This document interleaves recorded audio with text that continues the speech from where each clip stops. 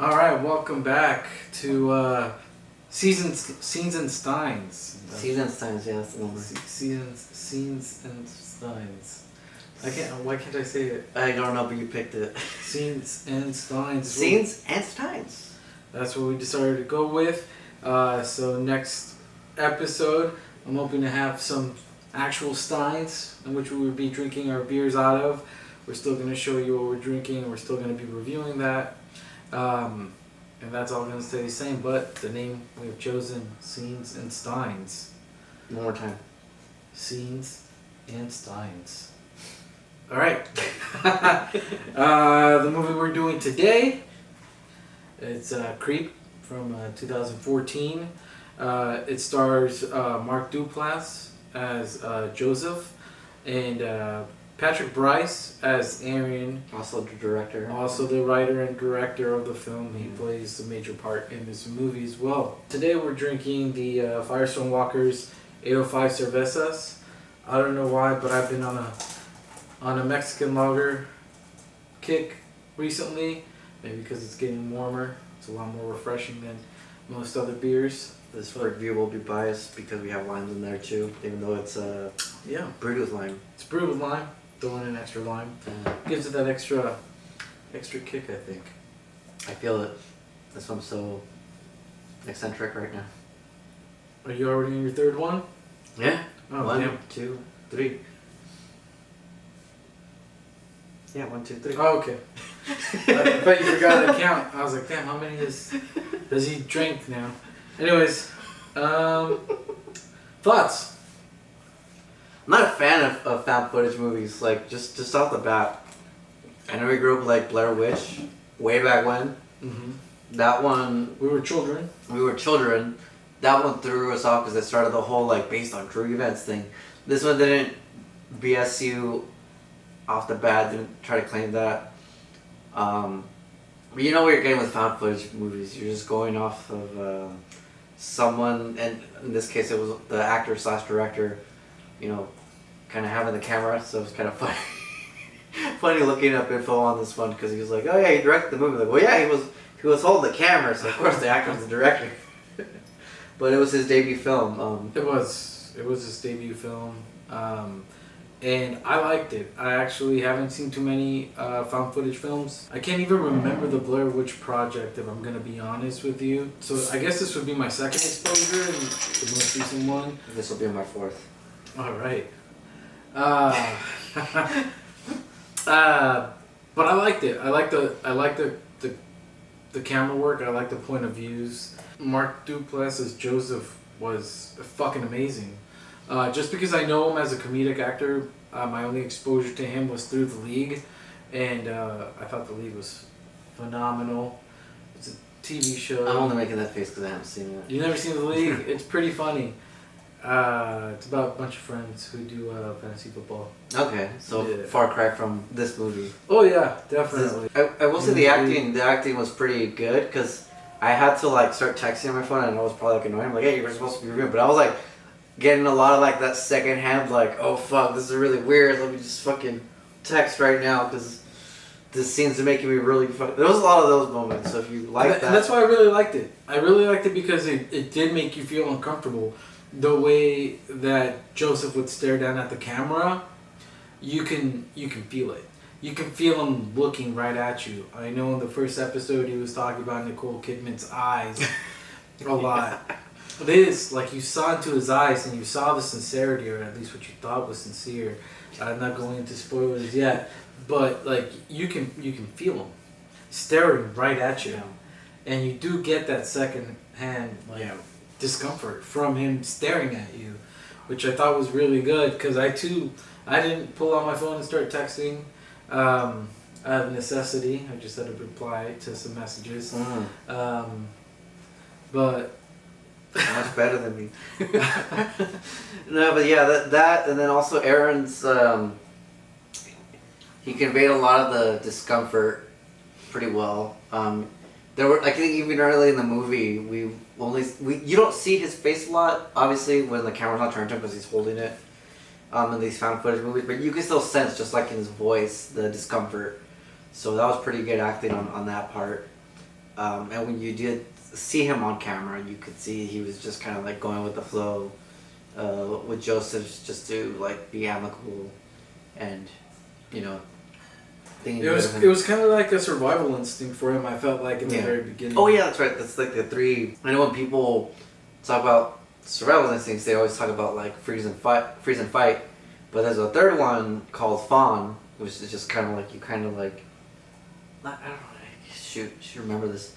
But it's just basically like you try to go along with it because you feel like that's the actual outcome's gonna end up working out for you. Yeah, pleasing like your captor, pleasing you know the threat, gives you another sense of like being able to escape.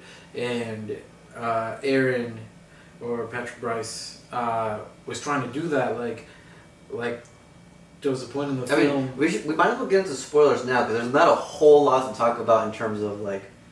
There's no music. There's no right, and it's a found footage film. It's a found footage film. Spoilers. Cheers to the spoilers part. Cheers to the spoilers. All right, spoilers part. Go ahead. You were saying because I know you were gonna get into it. Yeah, so it starts off with Aaron responding to an ad requesting a videographer to film Joseph for the day, and it pays $1,000. And who wouldn't want $1,000 for a day's work? Yeah. So he shows up at the cabin, and jokes about it like it's gonna be some lonely girl that's just gonna want him with back rub or something. Right. Which, as weird as it was, ended up being a lot better of a scenario than the one we got in this movie. Right. So Aaron gets there, knocks on the door, no answer, just looking around, and notices an axe. He's like, okay, maybe I should. Just outside his property, just hanging out, which I don't think it's too long. I wasn't thrown off by it because it's the outdoors. And it was on a tree stump. Yeah, so it's like whatever. It's like it's not in the city. It's out in like some park, national park or something like that. Yeah, it's like a cabin in the woods. Mm-hmm. But you were saying, goes to his car. Yeah, he just Scooby Doo's around it. Goes back to his car, and then Joseph pops up and scares him. It's like a jump scare, first jump scare of the movie. Yeah. It's like, hey, and he has those eyes. Those eyes. That was not friendly to me. That was just very much like smiling with your teeth and not your eyes, because it was just like, oh, you have a very kind face, which is just a weird thing to say to someone when you're like just meeting them for the first time, opening their door and closing it. That was pretty uncomfortable. Weird. Yeah. So they walk up into the cabin, and Joseph tells Aaron, like, all right, so this is what I really need you to do. Just film like a whole days of me, like, just doing what I do. I have cancer, and my wife is pregnant with our son. My wife Angela is pregnant. Yep, my wife Angela is pregnant with my son, and I won't be here when he is born, essentially. Yeah, so let's go upstairs, and I'm gonna get naked right now. Yeah, you're totally fine filming me get naked. Yeah. Yeah, because he's going to have tubby time. Tubby time is what he calls it, yeah. Like he used to with his father. So that involves Joseph in the tub pretending to grab his child and put it in the tub and pretends to play with him in the tub. Which is a very uncomfortable situation if you were there. Especially because then it goes into like this, like, you know, I feel kind of sad right now that I'm gonna die. Could just probably end it right now, and then he's like, you know, toaster in the bath kind of situation. He just sinks into the water, and it's just down underwater, and Aaron is like, "Hey, Joseph, like, are you really doing this, man?" And then he pops out and scares the crap out of Aaron, which honestly, second time on it. Yeah, that's kind of a running gag in this movie too, just scaring the crap out of Aaron through jump scares, peekaboos, like, hey, and I was like, whoa, which is kind of scary in itself because like it's real. It's real. It's real. It's not like a horror film jump scare, because I mean I like to do this with like my daughter or my friends or partners. You never or jump whatever. scared me. Never had the opportunity, but I do it. I do it all the time. Now I know to watch out for it. And well, yeah, that's the one thing though. There's not a whole lot of supernatural aspect to this, like other found footage movies. This is straightforward, like human condition, just like two different personalities vibing off each other. Aaron's like super trusting, even though he gets put into these weird situations where anyone else would be like, "Yo, this is fucking weird. I'm fucking off right now. Thanks for the money. Bye." He's just a very trusting, and like you said at the beginning, he has a very kind face. I think it's just a sympathy because for the longest time, Aaron did think Joseph was dying of cancer. It wasn't until after they had a whole day's worth of filming. After hiking. And the hiking scene where they found the little crevice with like the heart. The heart formation crevice. And Joseph carving on the side of the rock, J+A. Which was weird, but he's like, alright, whatever, Yeah. This guy's lonely. Aaron's probably thinking like, day's almost over, Yeah, we're gonna leave. Just two guys by a heart-shaped little crevice in the woods, standing 6 feet apart because they're not gay. Then they go get 6 feet. No, it's definitely not 6 feet. Then they go get dinner. Then they go back to. No! But the dinner part, that one was weird, because I called that one from the jump. The whole. Share something like he just like flips on him like. That's right. Try to tell me something a shame, like something you did that was a shame. Then. Aaron trying to play a cool, like, social script. He gives the story from when he was a kid. We all did embarrassing stuff when we were a kid. It's like, you just brush it off. And he just tells a story about how he pissed his pants, basically. Yeah. And then, freaking Joseph goes into this whole story about rape, pretty much. And he's just... No, you skipped the part. That's where he showed him he was taking pictures of Aaron when he first went into the cabin. Yeah, so in the beginning of the movie, shows up, knocks on the door, no one's answering, he's about to fuck off. And he shows videos from that start of the movie where he's like just taking pictures of him creeping up. Showing that he's watching him walk up the stairs. And he didn't answer because then he goes out the back door and ends up just like taking a picture from the side. But at the start of the movie, you think he just came back from a jog or something like that. Yeah. He's wearing like tracksuit, and he's like huffing and puffing. Yeah. Catching his breath. But Joseph was just taking pictures of Aaron as he was walking up to the cabin and knocking. Like, I hope we can move past this. And he's just like, yeah, dude, it's weird, but I'm over it. Yeah. And then, it cuts from, like, that scene's like midday, and then it goes like right into the night scene. But they go back to the cabin, and he's like, well, I'm ready to go. I have all my stuff. I'll give you the footage we filmed at a later time, but I'm going to go home. And Joseph is like, oh man, I was just about to pour out some whiskeys. Come on up. Have a whiskey with me, please.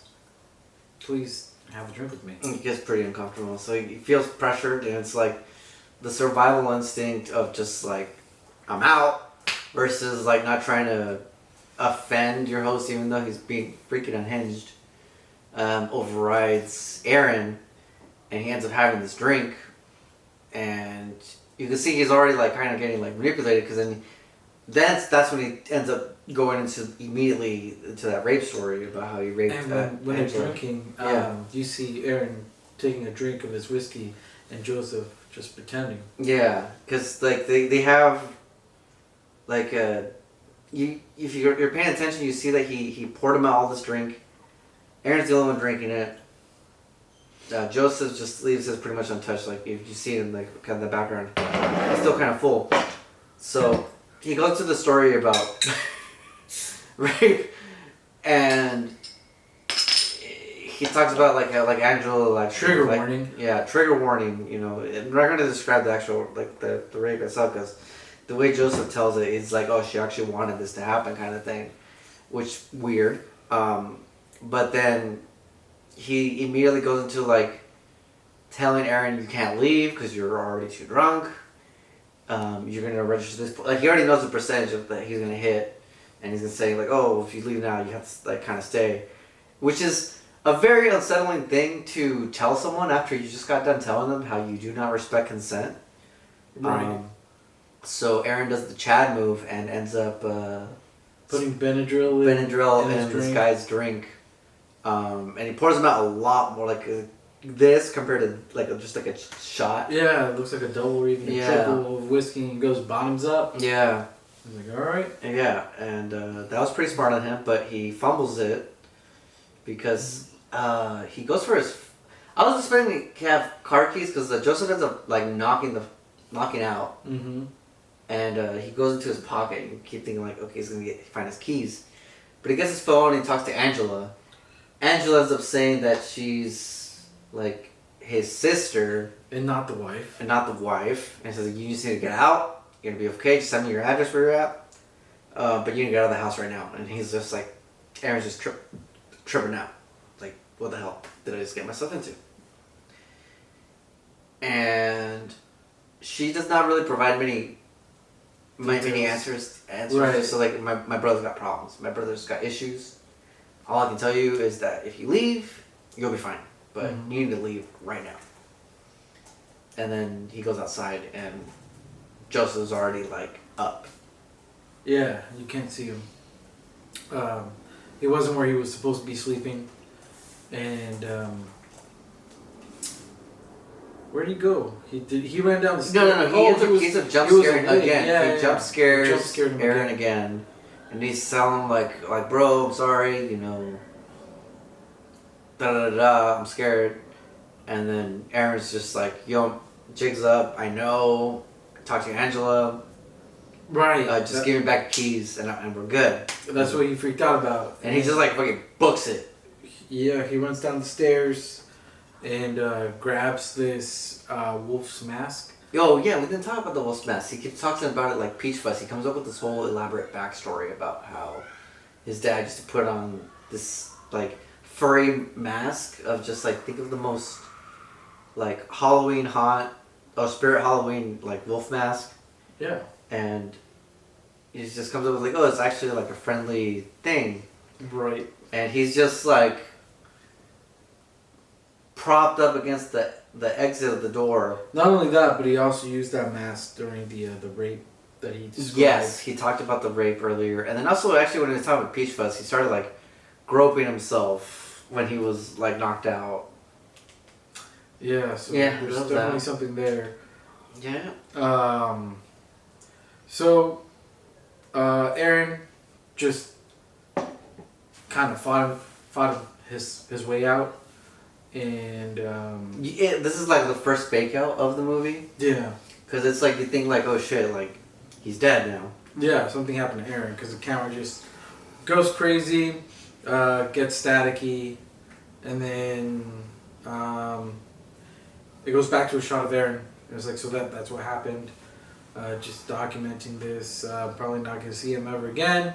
So that's that. But he opens up because he's like, he just got a DVD in the mail saying like, hey, watch this. And it's just Joseph just coming up the side of a hill. You can see like some foresty background.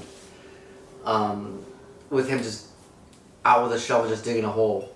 Just presumably with trash bags. Yeah, to bury these trash bags. Made you think that maybe, yeah, Aaron had been killed, chopped up, put in these trash bags. Now he's digging a hole to throw the body in. Yeah, but no, Aaron's filming it in many live cases. So it's fake out after fake out. But right. Yeah, Aaron ends up narrating like, yeah, like I don't know if that's supposed to be me, but it's weird. I'm gonna throw it away. The end.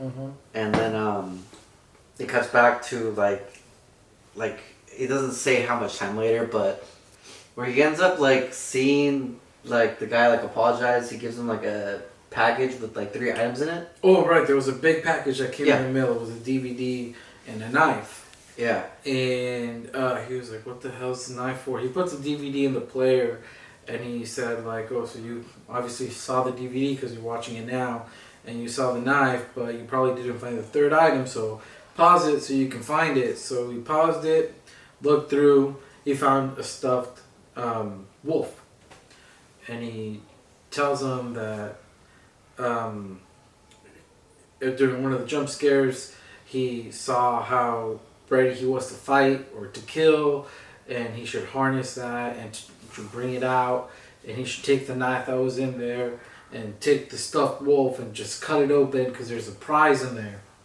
So he ended up not doing that. He actually found a little slit in the wolf where he like just stuffed that prize, and he pulls out a heart-shaped locket.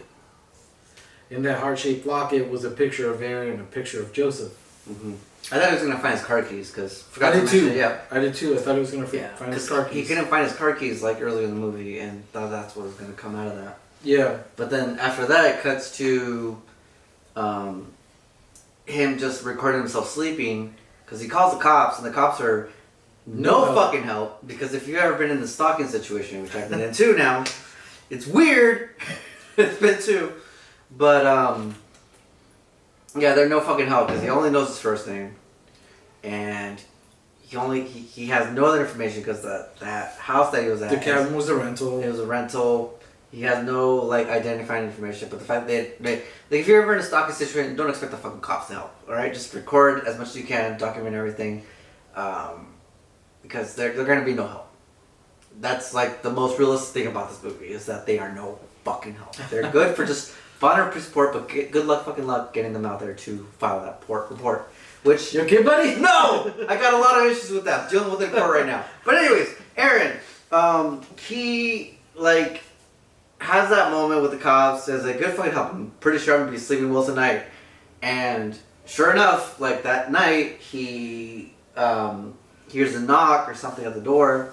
Gets up and like he has the camcorder set to record his front door. And you see him kind of coming out with a knife, looking around like, is anyone here? Da, da, da, da. I have a knife. I'm not afraid to use it.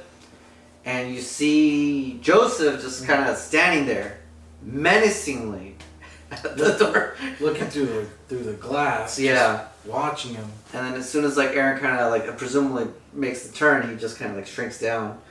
And Aaron picks up the camera, starts kind of, documenting himself going out of the house and looking around. Mm-hmm. Ends up blaming some raccoons for like trash being like knocked over and trash everywhere in the backyard. Yeah.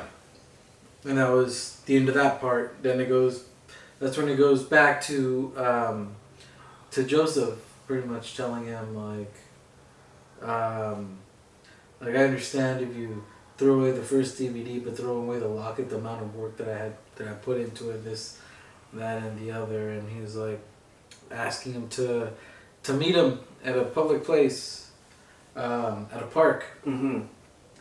and kind of bury the hatchet. Bury the fucking hatchet. And he was like, it'll be open space, public space, so nothing weird can happen. Just give me an opportunity to pretty much clean things up. I need another drink for this. Jump scare with booze. Did I outdrink you this time? Is that your 1, 2, 3, 4, 5? No, this is my fourth. Maybe you did. Look at you. Damn, look at me. I only started drinking at 30. Hey. Scenes and Steins. But yeah. Hey. So yeah, public place meeting. At a park overlooking a lake. Mm-hmm. And Aaron gets there. You can see the camera panning around. There's no Joseph to be found. So he said, I'm going to leave my camera here. It's going to record the whole thing. He left it in his car. We don't know how he got his keys or if he had a spare. He did mention earlier that he had a car towed back to his place. But he set his camera up to look directly at a bench. And he said, I already have 911 dialed in. So if anything weird happens, he's just going to send that call. And he goes to that bench. And he's sitting there at the bench, just serenely looking at the lake. Yeah, like what we normally do. Mm-hmm. And then you see Joseph. And he just creeps up into frame, barely out. With a mask on. But he pulls the mask on. Oh, that's right. He puts a mask on. He shows up in a trench coat. Trench coat. And I think he's gonna either pull out his dick or fucking pull out like a sawed-off shotgun and just bam right there. But no, you just see like an axe. And I didn't notice the axe at first. I noticed it drop. Yeah, you noticed it the axe drop. Because I'm not wearing my glasses right now. And I was like, "Whoa! Did you see that?" And I was like, no, I did not. And then he pulls out the mask, puts it on, and then he grabs the axe that he just dropped. And he's savoring it. He's just enjoying that moment where he gets to just stare in the back of Aaron's head. Aaron's not even turning around this whole time. He's not turning around. He's not paying attention. No fucking survival instincts of this guy. He only turns around like when the sound of a chainsaw. That's it. But he doesn't turn around ever again. Right. I forgot the chainsaw sound in the distance. And then Joseph just whack. Just unceremoniously. You just hear a thud. That's it. Just at the top of his head, just takes that axe to the top of the head. And then it goes right to another little fake out where Joseph's now narrating, like, you know, it was really smart for you to set this camera up and to have, like, now one pre-dialed. But why didn't you look around? Like, why didn't you look around? And he's just talking about, like, yeah, you were, like, this is why you're going to be my favorite, because you were just so trusting. You never thought I could hurt you. But I did. Because I love you, and, you know. Right. You're my favorite. Out of all of them. Yeah, and actually, like, we kind of not glossed over it, but the reason he gave the wolf is he talks about the wolf being misunderstood. Because it's like, oh yeah, like it has this great heart, but it only knows how to kill the things it loves. And I'm just like, what the fuck? Right. And then he takes out the tape, and then he goes into this room where he puts that tape away, and you see a bunch of other tapes with a bunch of other names. Mm-hmm. As to, I guess, allude to the fact that he's been doing this for a while. And has many other victims. Yeah, it's like more than 10. Oh, yeah. More than... And it has VHS in there, too. So it's like... VHS tapes. Like, that is way fucking back. So it's like decades that he's been doing this shit. I wouldn't say way fucking back, bro. We're not VHS? We're not VHS. We're not that old. We are fucking old. We had an existential crisis. Everything's DVD now. Kids don't even know what fucking DVDs are now. It's all... You know they don't know. They don't know what it means to burn a CD. That's true. Like, oh, you set a fire? I did have a thought the other day that in 3 more years, it'll be the last year where we can say, I was a teenager 20 years ago. Because once we get to that 4th year, we weren't a teenager 20 years ago. I have a thought right here.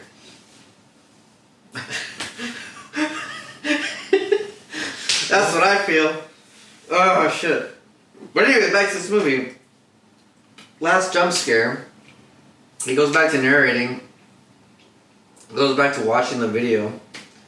And he runs up to the camera and screams at it. And then it goes back to him screaming. He's like, oh fuck. And then he's already changing his name, saying his name is Bill. Right. And now he has that same scam. Yeah, and he has another person like, oh, I just need 8 hours of your time. Just need yourself in a camera. Yep. That's a job.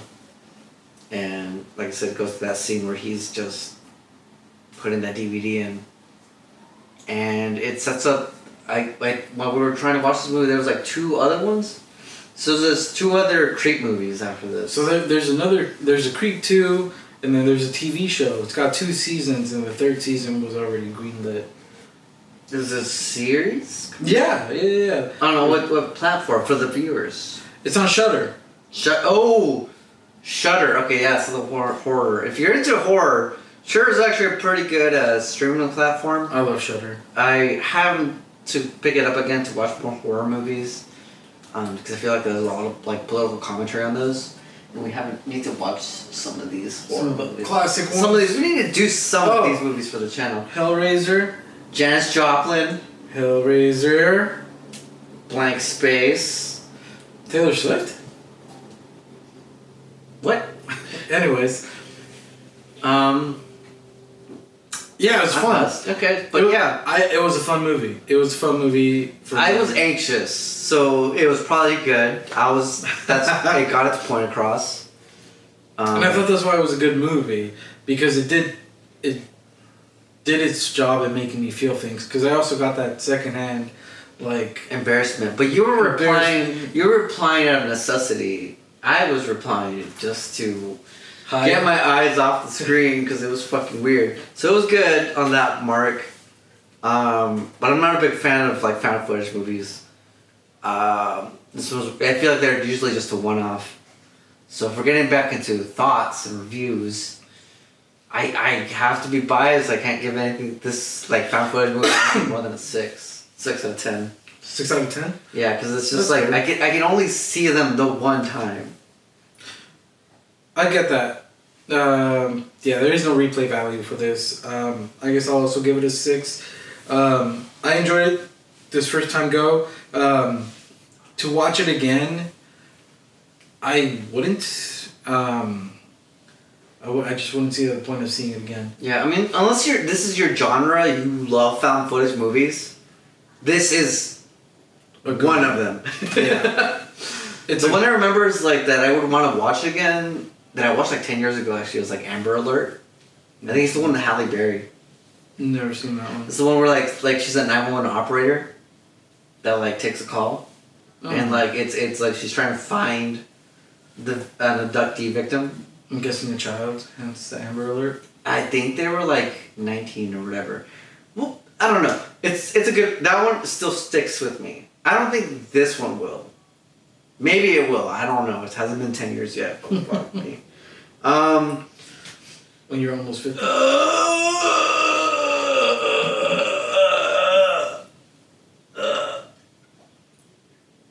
Yeah. Yes. Yeah, I also give it a 6. Yeah. Like again, no replay value. There are some movies where I do like to go back and watch again. This one is Walk not hard. Hard. This one's definitely not going to be on that list. When you were here before me, to look you in the eyes. Yes, creep. You're a creep. Just like an angel. All right. 6 out of 10 for the movie. Now, what about this beer? Beer? This is your first time having one of these, right? Yeah, I have 805 before.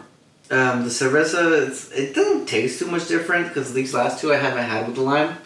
I would recommend getting a lime with these. Yeah. The lime definitely adds a little extra flavor to it. It does. An extra dimension. More lime. More lime. I've had this multiple times.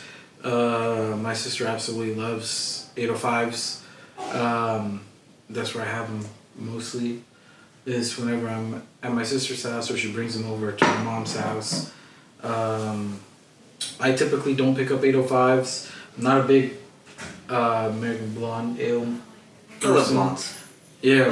This one's one of them as well. I would drink this again. Yep. Yeah, this is the first time trying it. I've had 5 already. Yeah. I feel pretty good. Yeah, you're knocking these back real quick. These are good. Not my first time trying them. Mind you, he's supposed to be the alcoholic. I'm not. But now he's concerned. I wouldn't say I'm an alcoholic. I'd say I am at this point. I'll cut that out. Fuck it, I'll be honest. I'll still keep it in. Keep that shit in. That's what she said. Yeah. Rating out of 10. 7. Oh, you said 7. Seven, I didn't catch that. 6 or 7.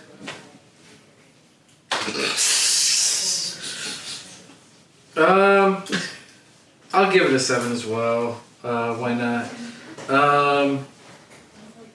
It's easily drinkable, especially on a hot summer day, outside grilling.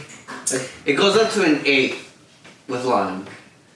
8 or 9 with lime. Yeah, like I said, it adds that extra dimension. In fact, why are we fucking drinking this without the lime? Let's go drink. Let's go get a lime.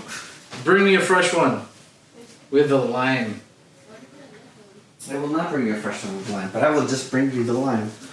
I don't have any more. Sounds like a personal problem. Son of a bitch. Thanks, sir. And the lime.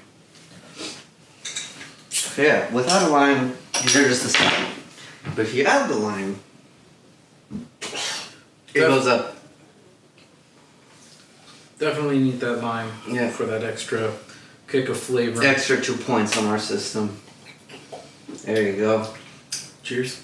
Cheers. Beers and Steins, beer number 3. Thanks again for stopping by and watching our content.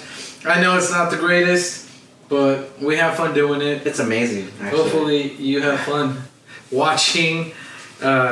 Like, subscribe, come back next week. We'll see what we watch. Recommend movies. Recommend movies. Drop them in the comments. Our livers will thank you. Our brains as well. Yeah. Getting smoother and smoother the more beer we drink. Smooth brains on this one. Alright. Peace out, everybody.